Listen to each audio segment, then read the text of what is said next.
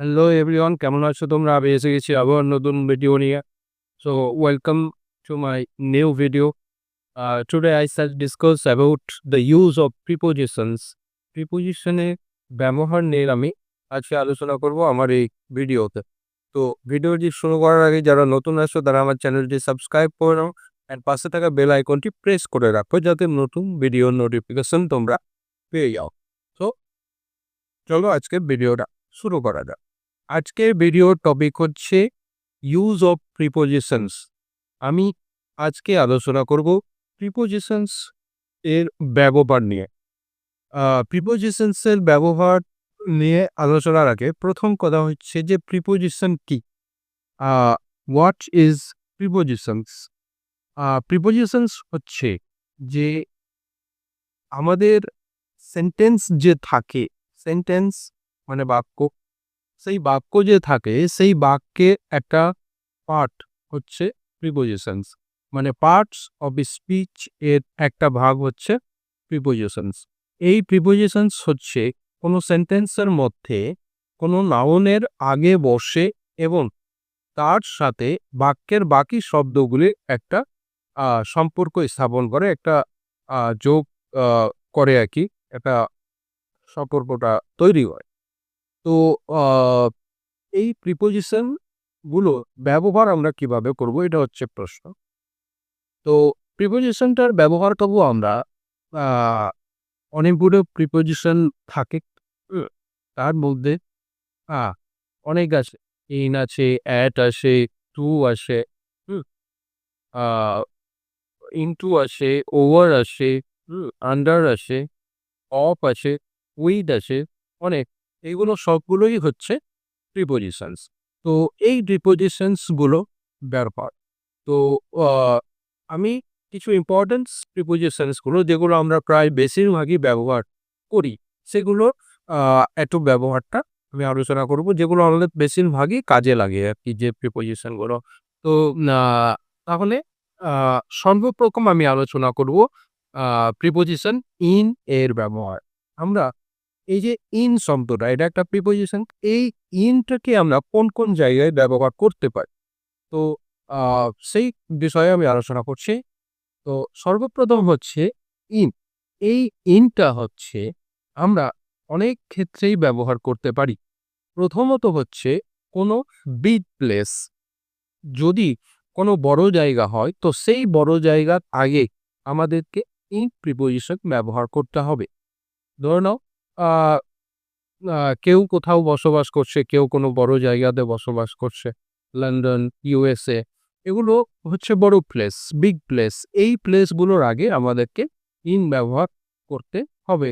Like my uncle lives in London, ঠিক আছে, his father lives in USA, এইভাবেই। তো বড় বড় জায়গাগুলোর ক্ষেত্রে আমাদেরকে ইন এর ব্যবহার করতে হবে।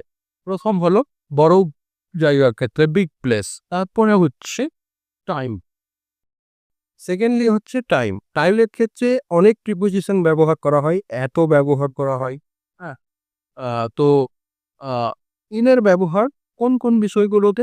সেঞ্চুরি বোঝালে, ডিকেডস বোঝালে, ইয়ার্স বোঝালে, মান্থস বোঝালে, সিজন অ্যান্ড উইক, এই সময়গুলোর ক্ষেত্রে আমরা ইন ব্যবহার করব। ইন 19th সেঞ্চুরি, এইভাবে ইন জানুয়ারি, ইন ফেব্রুয়ারি মান্থের ক্ষেত্রে, in first week, in last week, এইভাবে। হ্যাঁ, উইকের ক্ষেত্রে, ইয়ার্সের ক্ষেত্রে ইন 1946, এইভাবে। তো আহ, এই ধরনের সময়গুলোর ক্ষেত্রে আমরা কিন্তু ইনের ব্যবহার করব। এটা হলো সেকেন্ড। অ্যান্ড থার্ড হচ্ছে ভেতরে বোঝাতে। ভেতরে বোঝাতে মানে সাধারণভাবেই বুঝতে পারছো তোমরা, কোনো রুমের ভেতরে বা আহ, কোনো স্কুলের ভেতরে, ঠিক আছে। আহ, তো ভেতরে যখন বোঝার, তখন আমরা ইনের ব্যবহার করব। হ্যাঁ, now he is in the room, ঠিক আছে, এর মানে হচ্ছে সে এখন রুমের মধ্যে আছে। এই হচ্ছে বিষয়। তারপরে বুঝছি অবস্থা বোঝাতে। অবস্থা বোঝাতে বলতে তুমি কি অবস্থাতে আছো, ঠিক আছে, তুমি আহ খুশি আছো, দুঃখ ও দে আছো, না খুব হ্যাপি আছো, ঠিক আছে?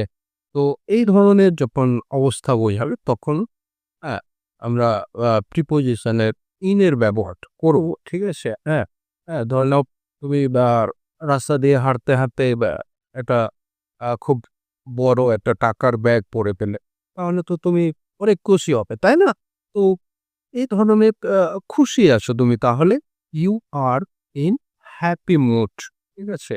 অথবা তুমি দুঃখ আছো, তুমি হাঁটতে, হাঁটতে পায়ে একটু টুস করে লেগা। তো একটু কষ্ট হবে।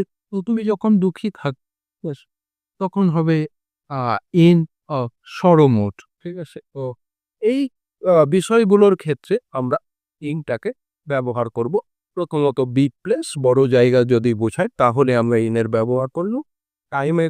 টাইমের ক্ষেত্রে সব জায়গায় না, ঠিক আছে? Century, decades, years, months and week এই ধরনের সময়গুলোর ক্ষেত্রে আমরা ইনের ব্যবহার করব। তারপরে হচ্ছে ভেতরে বোঝা, হ্যাঁ? কোনো কিছুর ভেতরে এইরকম বোঝাতে আমরা ইনের ব্যবহার করব। অ্যান্ড অবস্থা বোঝাতে, হ্যাঁ? তুমি হাসি-খুশি আছো না দুঃখে আছো, তোমার অবস্থাটা কেমন? হ্যাঁ? এই ধরনের আ বিষয়গুলোর ক্ষেত্রে আমরা ইনের ব্যবহার করব। তো আ আশা করি তোমরা বুঝতে পেরেছো ইনের ব্যবহারটা আমরা কিভাবে করব, কোথায়, কোথায় করব। তো আ এই হচ্ছে আজকের ভিডিও, ব্যাস এটুকুই। হ্যাঁ? আবার আরেকটা প্রিপোজিশনস নিয়ে আমি নেক্সট ভিডিওতে আলোচনা করব। ছোট্ট, ছোট্ট করে অল্প, অল্প করে শিখো। হ্যাঁ? ও তো অট্টাইলে অপস অল্প, অল্প করে শেখো, অনেক শেখো। ঠিক আছে তাহলে আজকের ভিডিও এই পর্যন্তই। আ ভালো থেকো, সুস্থ থেকো অ্যান্ড থ্যাংক ইউ। আ ভালো লেগে থাকলে কমেন্ট, লাইক যেগুলো করতে হয় করে দাও। কোনো সমস্যা থাকলে আমাকে জানাও কমেন্ট বক্সে আমার। আ বা ঠিক আছে ভালো থেকো, সুস্থ থেকো। আসছি আবার নতুন ভিডিওতে দেখা